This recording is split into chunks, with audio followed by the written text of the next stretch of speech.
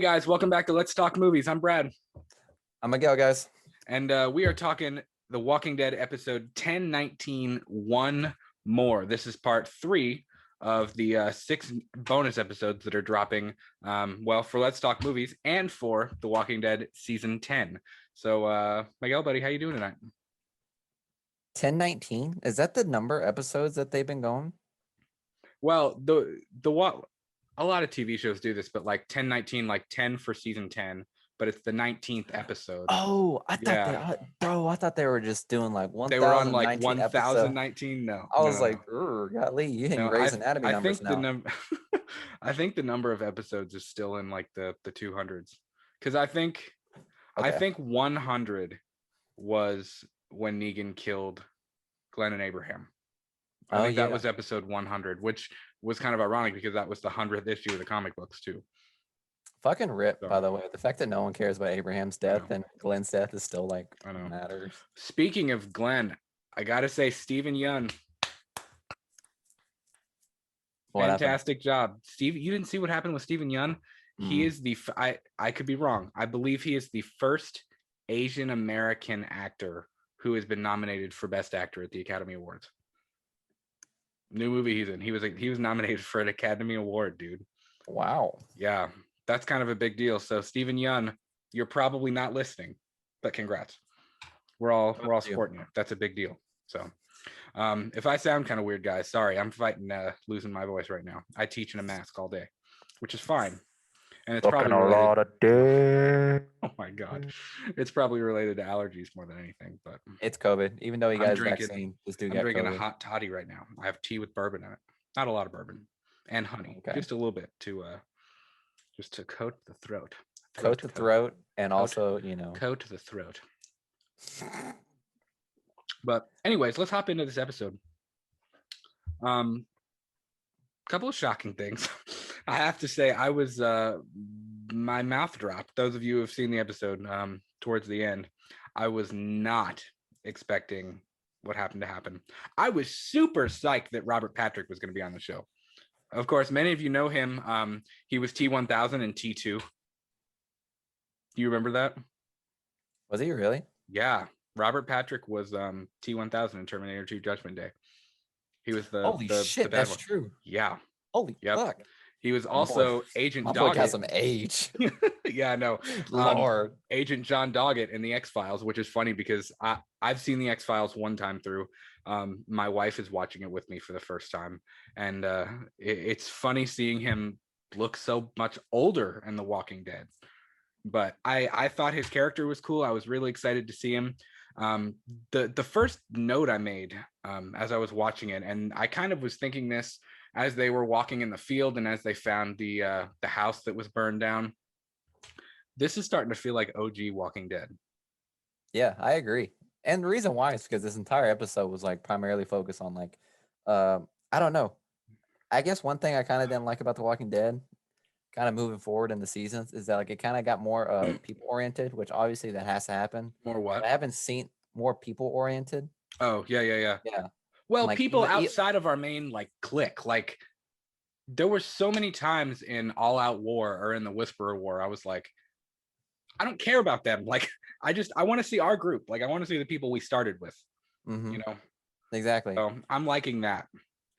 It was semi of a crushing episode, to be honest, because when you watch this episode, that you can tell like they were years into this zombie outbreak, and they're just trying to like find food. They're running out of food, and they're trying to find all these places that Maggie, I guess, told them.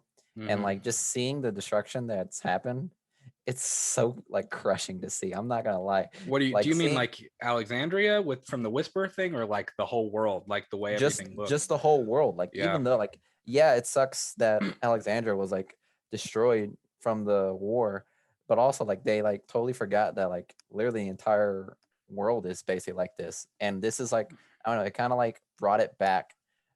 It brought back the bigger picture of like this entire world is fucked. Like it's not just Alexandria that's fucked. Well, you brought up a couple of interesting things. I really liked, let me back up. Going back to the feeling like OG Walking Dead, you know, the same feeling that I have watching Days Gone By, or like episodes from like that first and second season where it feels apocalyptic. Um, I got from these last 3 episodes, and I really dug that. And you know, you were talking about how much time has passed. Have you noticed how decayed and rotten the zombies are starting to look? Yeah. The creative crew, the the creative crew, that's the stupidest shit I've ever said. But the FX crew, Greg Nicotero and all of the people that design the zombies and the makeup, they've done a really good job keeping the consistency of like throughout the show. The zombies have, in every season, the zombies look a little bit more rotten. Yep. And especially like, the scene when the one was stuck to the pole when Gabriel threw the timer, which I thought was having an earthquake there.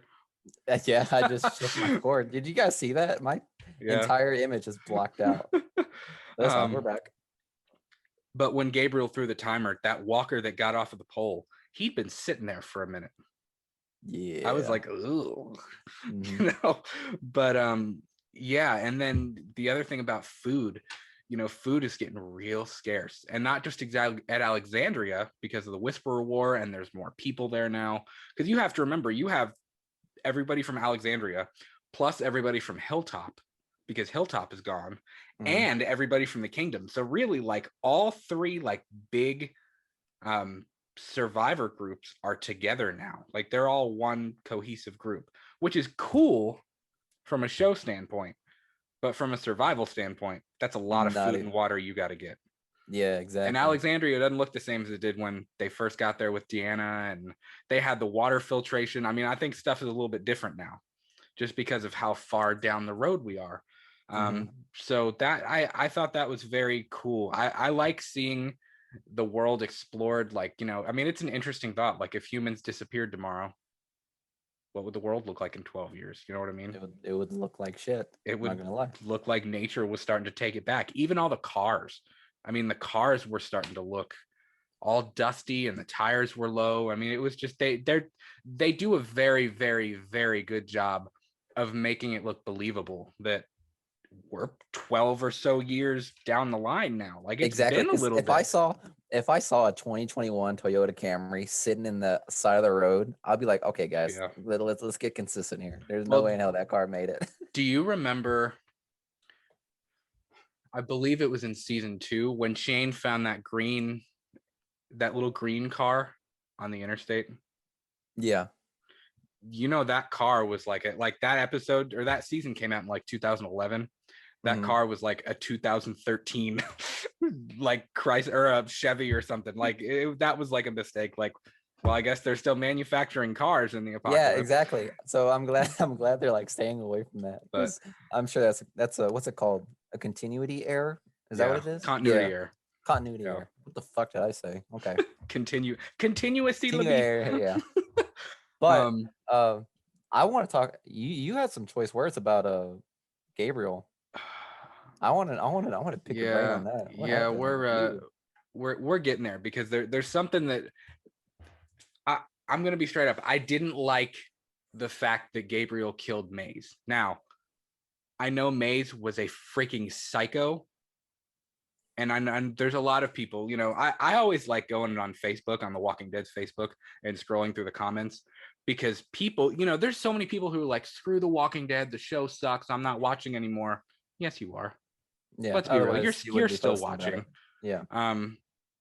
But everyone was like, it's just funny because some people were like, why did Gabriel do that? He shouldn't have killed him. While other people were like, the guy was a psycho, he needed to die, and stuff like that. But I want to get to his speech.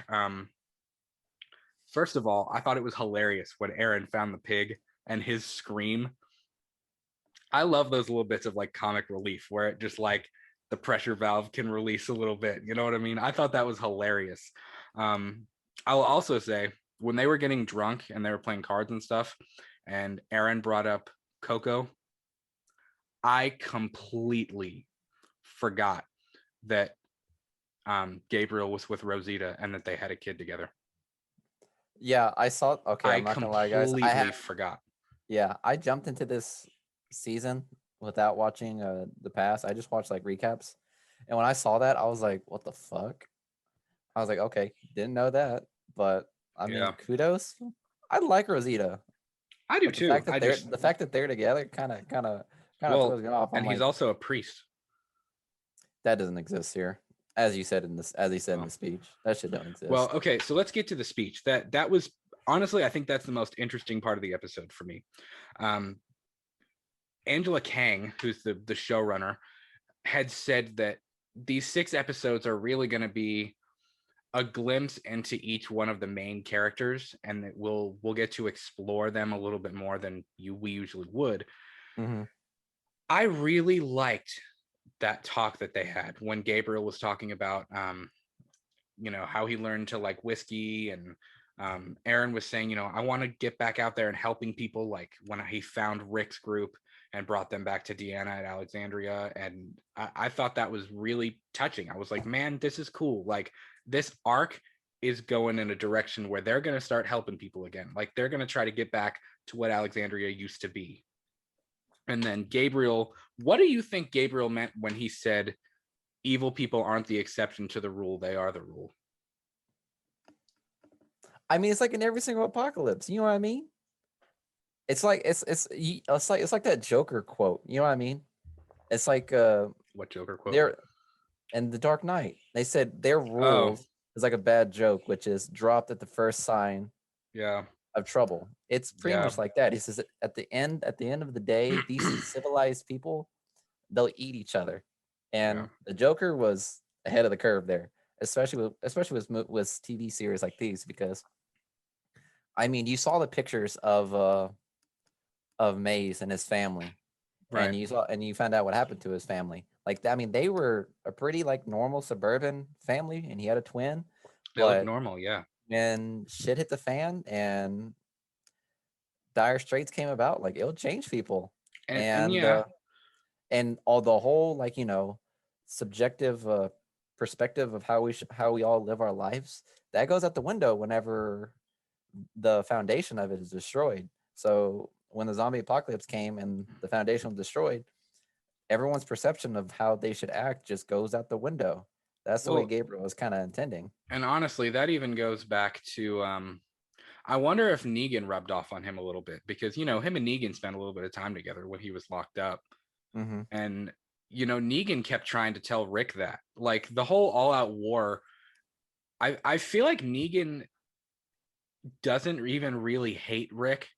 I think Negan always wanted to prove Rick wrong, because Negan always had the idea of like, you can't be the good guy in the apocalypse. Like you can't be. Like there's no such thing as being a good guy anymore. All there is survival. Yes. So I think, I'm moving on to what you said. When Gabriel killed him, they had this whole long talk, and it was like, like I thought, well, crap, they're really getting to him. Like this is cool. They're going to bring him back to Alexandria. He's going to be, I don't know, become a member of their group, but they're going to help him in some way. And then Gabriel killed him, and my mouth hit the floor. I was like, Yeah. what? So I did actually Aaron. like said out loud, I went, what? Like, what was that? Because it was completely out in left field. And it's funny because on Talking Dead, Robert Patrick was like, I was really hoping that scene would just sucker punch everybody, because like it sets up something completely different, and then it's just like, and bam. It Yeah. was very out of the blue. And then that kind of begs the other question. Maze looked like a character out of Mad Max with like mixed with Rob Zombie. Like that's what his character looked like. Okay, we're gonna go back to that. But I know what you mean. like even when he was talking about like using the Bible pages as toilet paper, I was like, what a douchebag, man. Like this guy is messed up. Do you think Maze needed to die in the show? Yeah. Really? Like you don't Yes. think there was a scenario if they would have been like, hey, we want you to come back to our home with us, and like, we can try to help you. Yeah. There's no chance of him coming to Alexandria. Because I mean, it's because like obviously they like showed Negan as like the biggest bad of the bad at the time, Mm-hmm. but he had morals. Like he was He bad, did. but he had morals. He This did. man straight up didn't. Like he literally told his family, he literally made his family play Russian roulette and then tied his twin brother to a chain pole and Yeah. watched and let him watch his family decay. Well, That and that is again, and that's coming from like so whenever Gabriel was talking to him about like forgiveness and all that, I yeah. mean, like I'm not gonna lie, I was grappling with that reality. I was like, I don't know if this guy deserves forgiveness for what the fuck he just did, and we didn't know that at the time until Right. we saw what happened. So it kind of justified what Gabriel did. But I'm sure everyone that was like watching that, I'm sure that was a true sucker punch Yeah. for sure. It But sure then when was they, for me. I was yeah. not expecting that. So whenever we saw what he did, it's like, With his brother, well, you mean? yeah. Yeah. So it's like, um, was there a total loss? Did we lose somebody good? No, not really. I'm not gonna lie, and I'm not Well, surprised that he acted that way. I'm not and on surprised it, he survived that. He didn't survive that yeah. episode. That would have been the problem, is if they would have asked him to come back, then he would have had to explain his brother and just all I guess it would have been a mess if they really would have tried to. But it just shocked me. Obviously, when we saw him die, we didn't know that his brother was chained up in the attic, you know. Hmm. But um Gabriel's Real faith. quick, What? real quick. I thought his brother was gonna come. I thought that too. And then Yeah, well, I thought that for about a split second. And then I saw the way his brother looked at Gabriel and I was like, nope.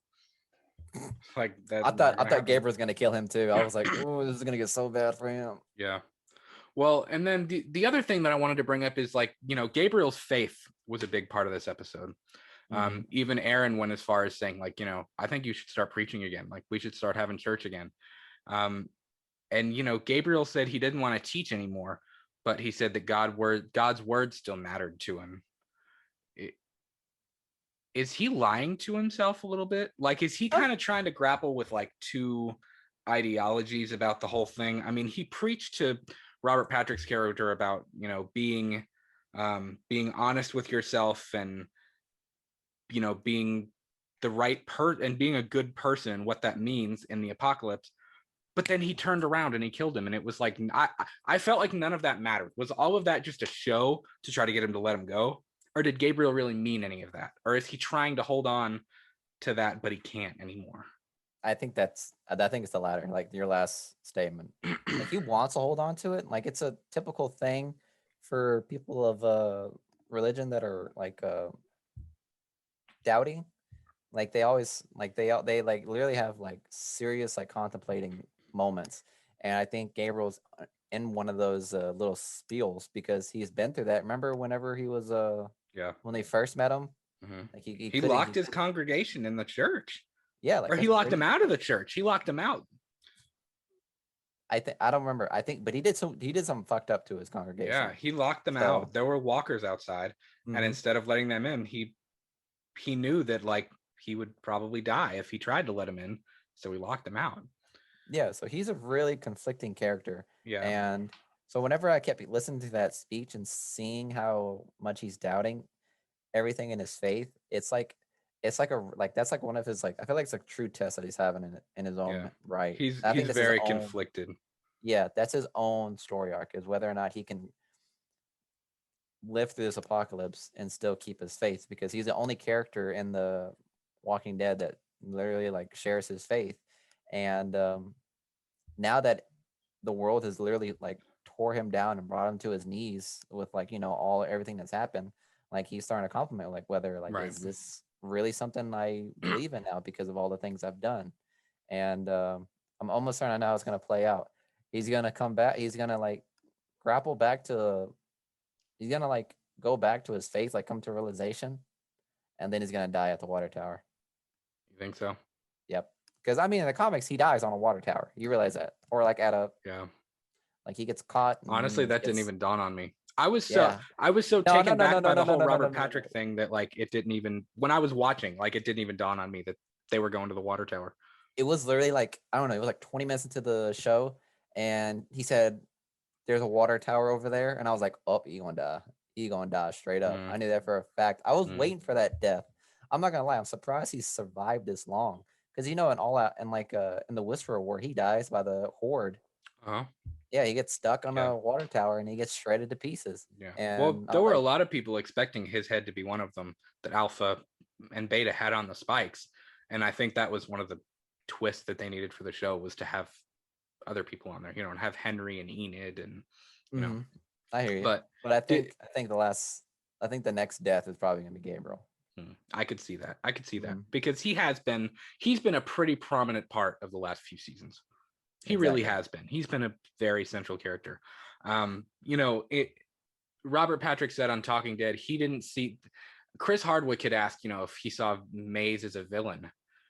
And he said no. When he read the script, he saw Maze as a survivor, just doing whatever he had to do to make it, you know. Did you feel bad for Maze? Not in the slightest. Really? Not at all. No. I don't know. Like his speech talking about like he felt betrayed by his family, right? hmm I don't know what they did to him.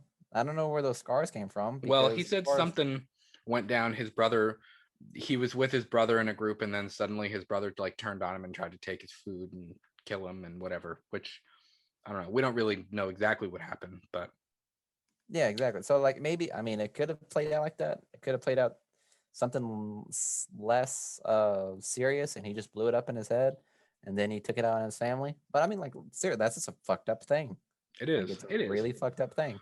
And I think that's interesting for Gabriel to talk to Mace because both of them have done pretty like messed up things to people terrible things. they've like truly cared about. Yeah. And now they've crossed that threshold to the point of no return. Like they can't really rectify what they've done. Yeah. They just Yeah. got to move forward and try to rectify it piece by piece. hmm And I mean, Maze was took a first step to possibly rectifying it, but I think Gabriel going through his own type of turmoil and grappling with his own guilt, Right. he Right. decided to kill Maze because he couldn't do it himself, or he's not willing to do it himself. And when he sees someone else uh, contemplating doing it, he needs to destroy that because he can't live up to that ideal that Maze could have possibly done. Been right. That Yeah, he Maze could could have have been been right. right. Yeah, Well, and like wanted to do better. yeah. I thought that Maze was starting to come around, and that I think that's why the fact that Aaron, or not Aaron, that Gabriel killed him was such a shock. And I mean, it was even a shock to Aaron. I think there was a little bit of a spark. I don't think he was completely convinced, but they had convinced him enough that Maze was like, okay, maybe there is something else, that maybe there's some truth to what they're saying. Which is why I was just like, holy shit, when when Gabriel did what he did. But for me, in closing here, the whole episode begs one question that we've really been asking since the pilot in days gone by. And that's, we think of these people as the protagonists of our main group, as the good guys, but are they really the good guys in this world, in the zombie apocalypse? Aaron wanted to help Maze, but Gabriel didn't even give him a chance. Are they the good guys, or are they the good guys in our brain because they're the main characters and they're the people we've followed since days gone by? Mm-hmm. You know, Okay. I like I thought that was thought. really interesting. So, and I think that's a question we haven't fully answered yet. I mean, I think there's a little bit of truth to all of it. Yes, you have to be a survivor and you have to do what you have to do, but at the same time, what's the point of living if you're not going to try to do the right thing and you're not going to try to help other people? So Exactly. And I think they just went through too much stuff that they can't see that anymore because I mean look at all the shit they went through. Like we've seen it. And they're kind of grappling with that idea. Yep. So, guys, let us know, what did you think of The Walking Dead episode 1019, One More? We will be back next week. We are getting our first glimpse at the Commonwealth next week. which is awesome. I am super stoked for that. We finally get to see what happened to Ezekiel and Princess and Eugene. Be sure to check out episode 13. We're talking the Resident Evil reboot that was released yesterday afternoon at 8 p.m. And we will talk to you guys soon. Hope everything's good in your world. Peace. Peace.